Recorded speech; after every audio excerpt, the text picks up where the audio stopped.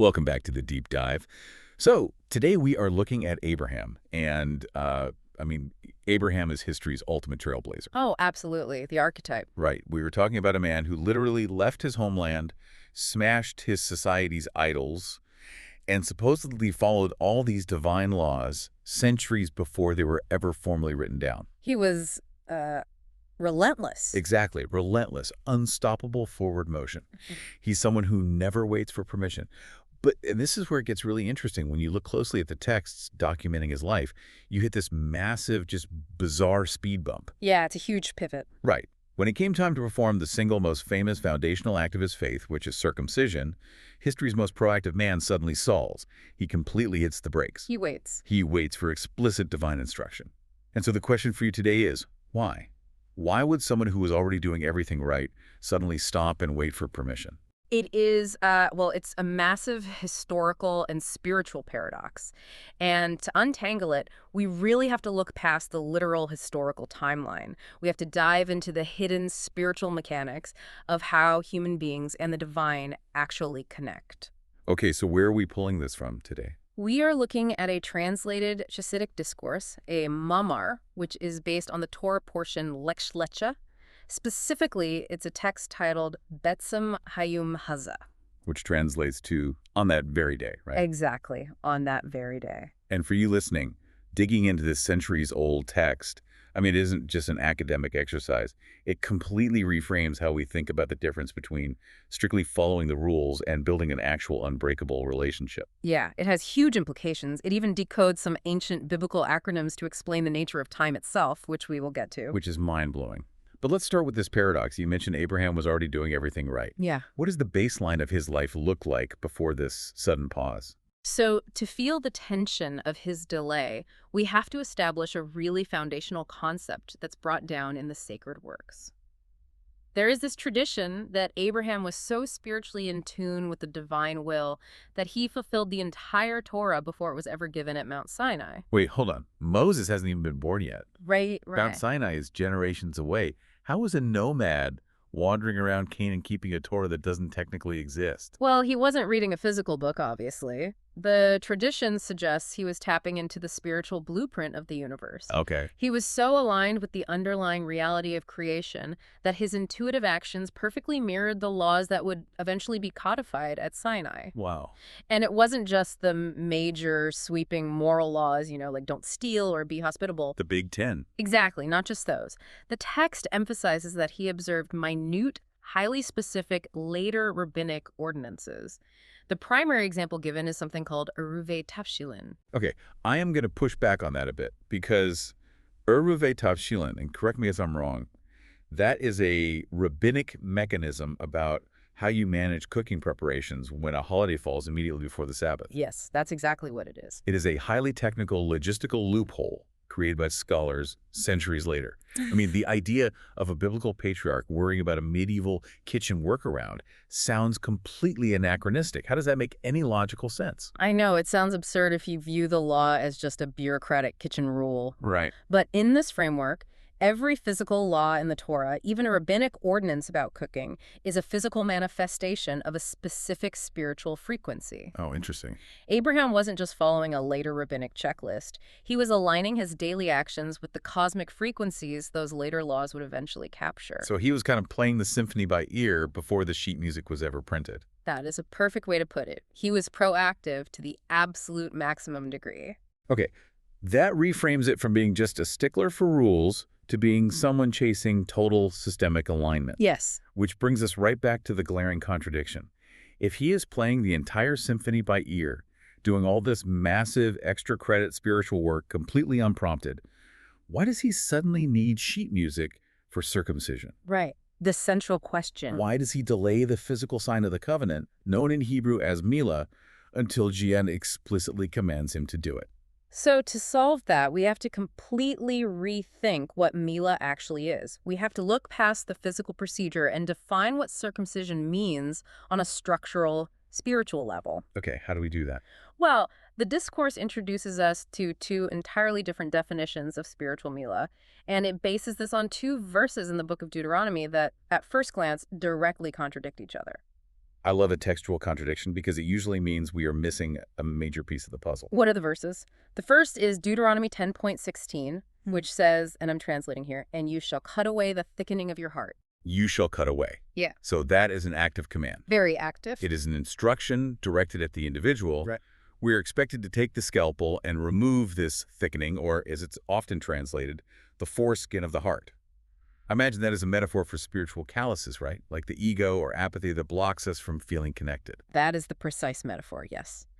But then we encounter Deuteronomy 30.6, which says, "And the Lord your God will cut away your heart's thickening." Wait, the Lord your God will cut away. Right. That is entirely passive on our end. Cutie is stepping in to do the surgery. Exactly. So the text is presenting us with a procedural conflict. Are we supposed to remove the blockage on our own hearts? Or do we just sit back and wait for Judy to do it for us? The discourse resolves this by explaining that these verses aren't contradicting each other at all. They're describing a sequence. A sequence. Yes, they are two distinct sequential levels of spiritual Milah. There's a bottom-up process and a top-down process. Let's slow down and really define those mechanics. Start with a bottom-up process. You mentioned the text uses a very specific, dense phrase for this. It's aruta delatata. Perfect pronunciation, yes. Iraruta dilatata. Break that down. It translates from Aramaic to an awakening from below. Awakening from below. Okay. This represents human initiative. It is the first verse, "You shall cut away." This is the grueling daily grind of spiritual life. It encompasses teshuva, which means returning or repentance, and the continuous effort we put into fulfilling positive actions. Following the Torah, refining our character. Yes, you are actively chipping away at your own emotional and spiritual blockages. It is the sweat equity. Yeah. You are doing the heavy lifting to build a foundation. And the text quotes a teaching from the sages that says, if Israel engages in teshuvah, they are redeemed. So the entire process is initiated by human effort. We have to make the first move. We make the first move, absolutely. But here's the catch. Human effort is inherently finite. We can only chip away so much of that callus on our own because we are limited beings. And that is exactly where the second verse comes in, the higher level of Milah. The text calls this itaruta de la aila, which means an arousal from above. The top-down flow. Yes. This is divine initiative. Oh. Patty's stepping in and saying, I will cut away the remainder of your heart's thickening. Crucially, this top-down intervention is tied to a very specific timeline in the tradition. According to the sources, it doesn't just happen on a random Tuesday. Naturally. It is intrinsically linked to the ultimate future, the messianic redemption, the ingathering of exiles, a time when the text describes a profound, infinite divine goodness taking over and finishing the work that humans started. Let me make sure I'm mapping this correctly in my head.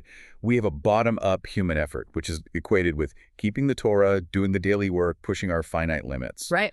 Then we have a top-down divine connection, this higher future level of Milah, where infinite grace reaches down to grant us a connection we could never, ever earn on our own. That is the exact spiritual architecture. You've got it. Okay, but if this higher Milah is a divine top-down process, how does it physically map onto the Torah laws Abraham was already doing? We need to understand where these concepts sit in relation to one another. Right, the hierarchy. And the text attempts to prove this hierarchy using a code hidden in a biblical phrase, doesn't it? It does. It is a brilliant piece of Kabbalistic textual analysis. The discourse points us to a famous phrase from Deuteronomy, Milah lanu hashamayma, which translates to, who among us can go up to the heavens? Okay, if you read that in English, it is just a poetic question. Just poetry, yeah. But in the original Hebrew, there is a structural linguistic code embedded in the letters. Let's look at the initials of those four Hebrew words, mi, yale, lanu, hashamayma. The first letters spell out M-Y-L-H, Milah, circumcision. It's incredible. The word representing this ultimate spiritual connection is literally spearheading the phrase about ascending to the heavens. But the code has a second layer. If you take the final letters of those exact same four words, they spell out YHVH Yud-Hai-Vav-Hai. The divine name. Exactly. That is the ineffable four-letter name of Gia, often referred to as Havaya. I have to admit, I always struggle a bit with this kind of Kabbalistic logic. It's dense. It is. Just because a word appears at the beginning of an acronym instead of the end, how does that dictate an entire spiritual hierarchy? Why does the order of the letters actually matter? Well, in Kabbalistic thought, Hebrew letters aren't just symbols. They are the structural building blocks of reality. Right. Their position in a word or a phrase dictates their position in the spiritual flow of energy. The beginning of a word represents the sort, the root, the highest point of origin. I see. And the end of a word represents the manifestation, the descent, the point where that energy actually interacts with the physical world. So by looking at the first and last letters, we are looking at a flowchart of spiritual energy. Milah is at the origin point, and the name Havaya is at the manifestation point. Yes. And to truly grasp the implications of that flowchart, we have to examine what the name Havaya represents in this tradition. The discourse explains that the name Yud-Hai-Vav-Hai is the literal mechanism of bringing divine energy down to earth to form the Torah. Oh, because the Torah is often talked about as something deeply grounded.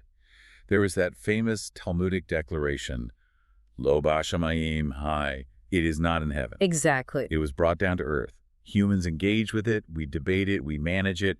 We don't rely on heavenly thunderbolts to decide matters of daily law. And the four-letter name embodies that exact descent into human management. Let's just look at the shape of the letters for a second. The first letter, the tiny yud, represents a concept called simsim. Simsim. This is the initial constriction or concentration of infinite divine light into a single, intense point. Wait, so Simsim, is that like compressing a massive terabyte-sized file into a tiny zip drive so it can actually be emailed across the network? You're in the right ballpark, but it's less about packaging data and more about filtering intensity. Okay, how so? Think of it like taking a blazing, blinding floodlight and forcing it through a microscopic pinhole. The light itself doesn't change its nature, but its expression is severely constricted so that it doesn't just obliterate whatever is looking at it. That is the yud. Ah, it makes it survivable for us. Exactly. So what happens after the pinhole? Then comes the letter He, which is a broader, wider letter. It represents the expansion of that diminished light, giving it dimension and breadth so it can be conceptualized by the human mind. Okay, Yud to Hey.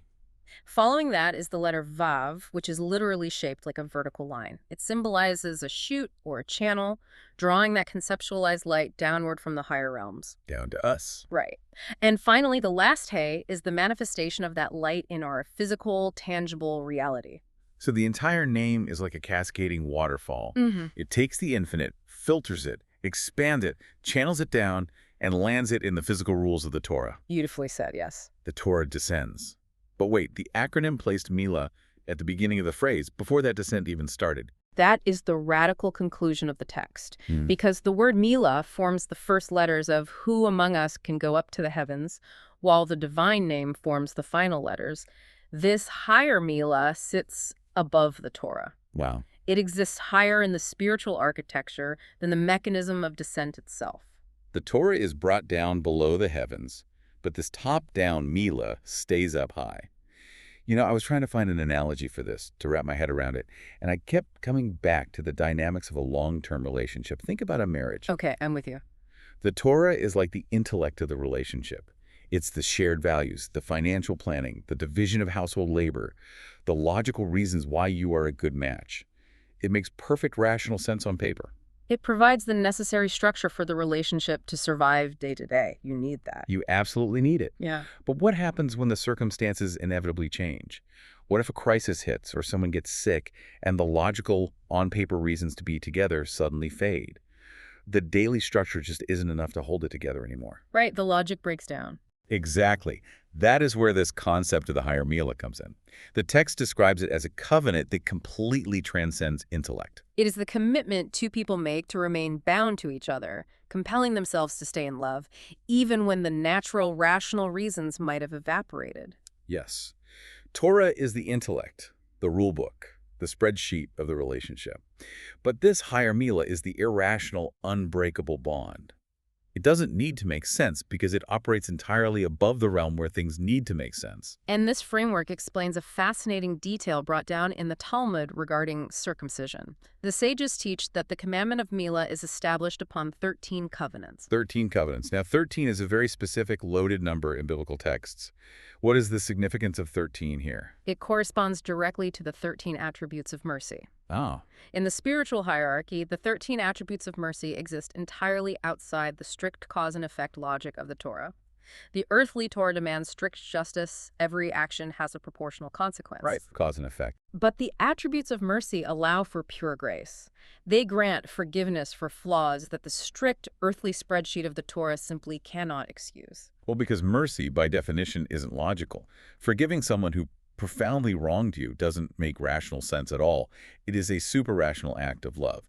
So Milah is tied to these 13 attributes because it operates on that exact same super-rational heavenly frequency. Exactly. It is a connection that bypasses the earthly system of strict justice entirely. Okay, we finally have all the pieces on the board. Let's map the entire universe. Down here on Earth, we have the Torah, strict justice, human effort, and the bottom-up awakening. Yes. Up in the heavens beyond logic and intellect, we have the higher Milah, the 13 attributes of mercy, and the top-down divine covenant.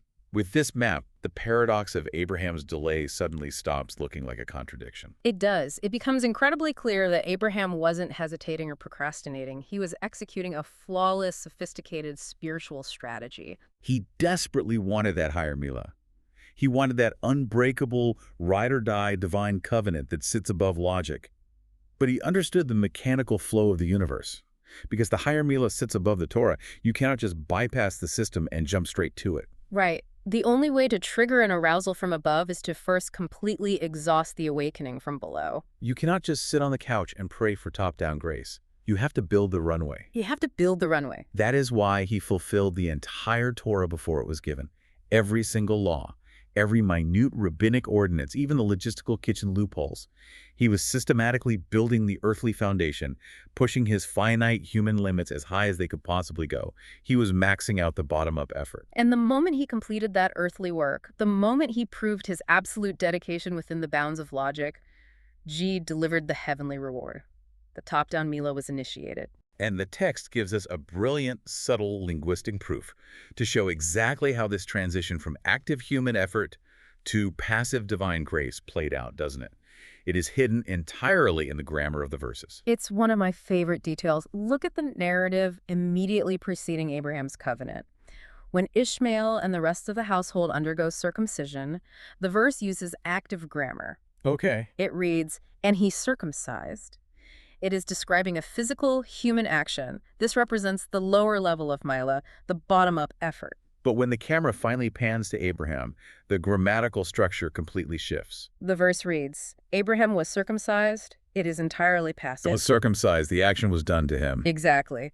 The higher Milah, the divine intervention, flowed down from above and acted upon him. He didn't just perform a medical procedure. He was the passive recipient of a cosmic top-down transformation. The grammar itself tracks his spiritual ascent. He maxed out the active effort so he could become the vessel for the passive grace. Which finally brings us to the title of this entire discourse, Betzim Hayom Hazeh, on that very day. Right. We mentioned earlier that the top-down flow of grace is tied to the ultimate future, the Messianic era. In Hebrew, the word etzem translates to essence. So the phrase isn't just a measure of time. It isn't just saying, this happened on a Tuesday afternoon. Not at all. It means the very essence of the day. In Chassidic philosophy, that day definitively refers to the ultimate future day, the Messianic era, which is described as a day that is entirely long and entirely good. The era where the top-down divine goodness is fully, permanently revealed, and the blockages of the human heart are completely removed by Jek. Exactly. By stating that Abraham was circumcised, Betzim Hayom Hazeh, the text is revealing that in that specific passive moment, Jig granted Abraham a flash of the essence of that future day. Unbelievable. He literally experienced a localized taste of the ultimate redemption. Jig bent time.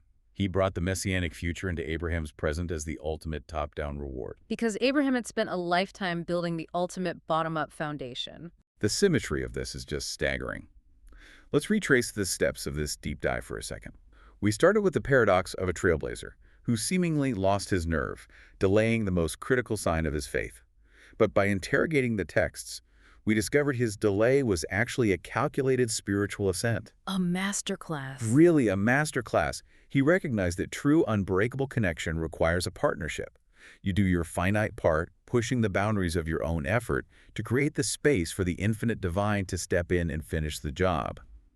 Abraham mastered the earthly intellect of the Torah to earn a logic-defying heavenly covenant. He proved that effort and grace are not mutually exclusive. They are sequential. And for you listening, it makes you wonder about the structures in your own life, doesn't it? I mean, we often chafe at rules. We look at strict routines, daily obligations, or the rigid frameworks of our jobs and relationships, and we view them as limitations. We think true transcendence or a creative breakthrough requires rebelling against the rules. Tearing them down. Right. But if Abraham's strategy holds true, those strict earthly rules aren't limitations at all. They are the necessary launchpad. It raises a really provocative question. Can you ever achieve a truly boundless, transcendent breakthrough without first submitting to and mastering the rigid rules of your current reality? Oh, it's a deep question. If you try to bypass the grueling bottom-up work, do you short-circuit the very grace you are trying to reach? Keep building your foundations. We will see you on the next Deep Dive.